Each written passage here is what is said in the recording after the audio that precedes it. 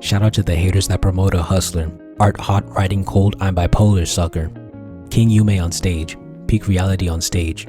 Story surgeon about to enter the narrative hospital. Peep the wisdom. Remember to like, share, and sub. Okay, so since the last episode, I ran into a little problem. This is turning out to be a sports movie, and I kinda don't want it to be. I want it to be a movie that's just a drama. I'll probably talk about it another time, but I believe that all stories fall under the drama genre. So basically, I'm saying I want this story to be really plain. Why?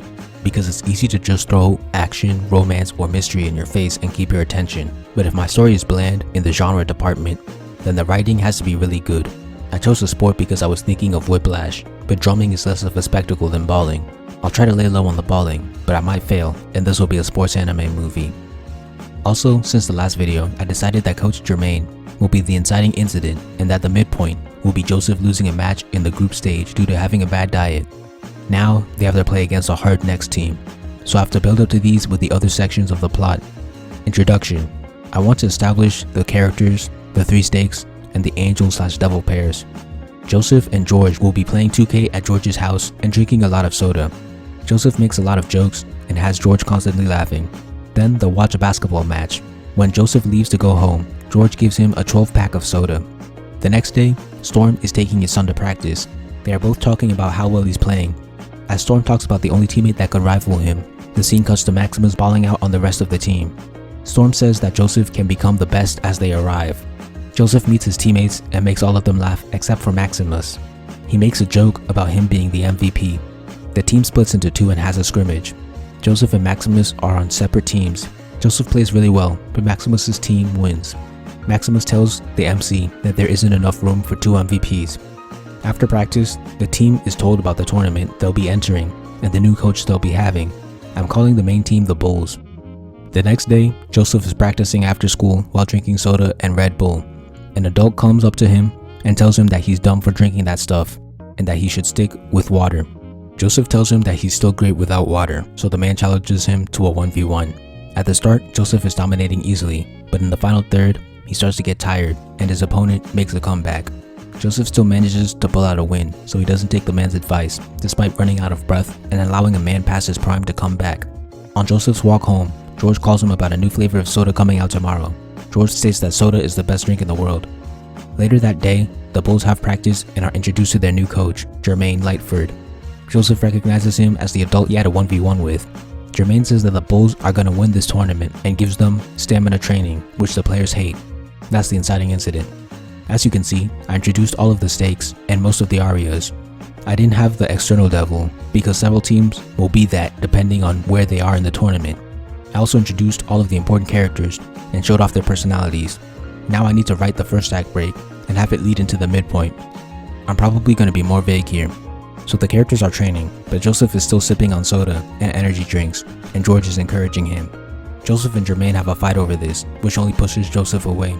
All of his other teammates are drinking water, so he's the only one who lacks stamina. We also learn about George and Storm's backstories. The Bulls are in the group phase of the tournament and beat their first two opponents. The midpoint is their third opponent. The second and third match were on the same day, and Joseph drinks energy drinks between matches. Maximus also gets injured in match 2 and is unable to play. In the third match, the MC is exhausted much faster, and without him or Maximus to carry the team, they lose. They still made it out of the group, but now they are placed against one of the best teams in the bracket. Had they won, they would have faced an easier opponent. Joseph realizes that he wasn't there when his team needed him, which Maximus points out. Joseph realizes this is an MVP behavior. Soon after, we get a cut to Joseph and Storm at the doctor's. Joseph is told that his blood sugar is high and he's getting close to having diabetes. I just realized how good of a midpoint this is. I forgot to say this earlier, but if you see my act structure video, you know that a midpoint should be where the worst things happen. Here, the plot takes an external blow in the form of the Bulls losing. It takes an internal blow in the form of Joseph not being an MVP. And finally, Joseph's philosophy is challenged. Because of this, he decides to go cold turkey and cuts out energy drinks and soda from his life. When hanging out with his best friend, he's told that you can still live with diabetes, but Joseph doesn't think this is MVP-like, asking how many top-tier athletes played with diabetes. The two get into a fight and Joseph leaves to go running. We're in the second act break. Joseph continues to drink water and build up his stamina. As the Bulls move up the bracket, the MC starts putting in more work. which Jermaine notices. Joseph and Maximus both work hard to beat the good team at the start of the bracket and hoop on their next foes. Meanwhile, Joseph tries to make up with George, but the latter isn't having that. Joseph tells him where the finals will be, if they make it. After more matches, the Bulls reach the finals, but Jermaine gets sick, so he won't be able to make it. This match is being sponsored by Red Bull, and the enemy team, which I'll call the Lakers, is chugging that stuff. It's clearly giving them a lot of energy, and has them dominating the first half. George is shown to be in the crowd, but Joseph doesn't know this yet. Then the climax happens.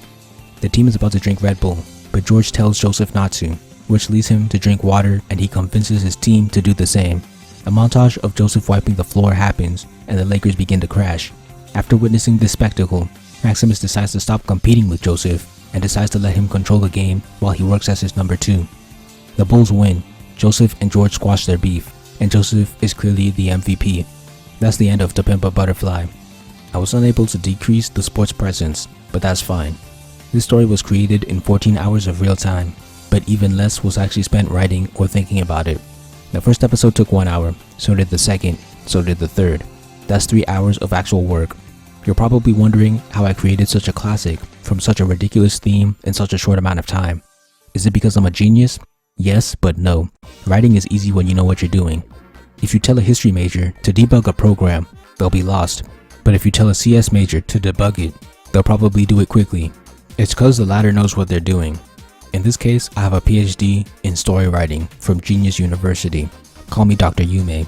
I need an Oscar for this legendary movie. Let's start a petition for giving King Yumesuke an Oscar. No Bill Cosby shit, but if viewers is sleeping, then fuck him. Thank you for watching. Please like, comment, share, subscribe, and help me revolutionize the manga industry by buying my manga and spreading the word. All important links will be in the description.